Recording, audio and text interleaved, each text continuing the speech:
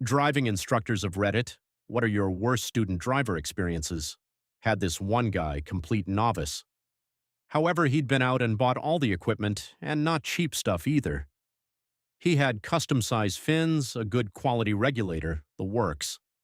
I really should have seen it coming. He really was an all-the-gear, no-idea kind of guy.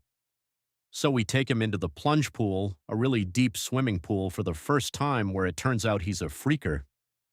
In diving, I've found there are two types of student, people who immediately freak out, and those who are serenely calm. He freaked out and used up 30 minutes diving gas in about 5. Second time he goes in, I saw him fiddling with a valve. Him being a novice, I swim over to see what he's doing.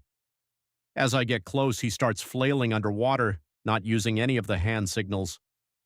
Turns out the idiot had closed off his own gas supply. It gets better. He had a custom-tooled weight belt, had his initials engraved on it and everything. Apparently it was a present or something. So we're still in the plunge pool and it comes time to get out. I'm still in the water with him at this point.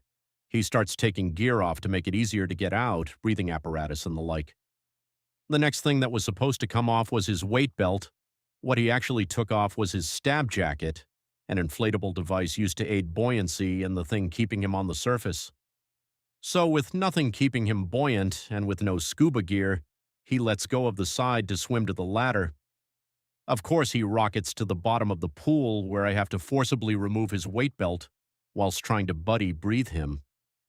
Once back on the side of the pool, I got an earful about how I had to go back down and get his weight belt. After all, it was my fault he'd had to take it off.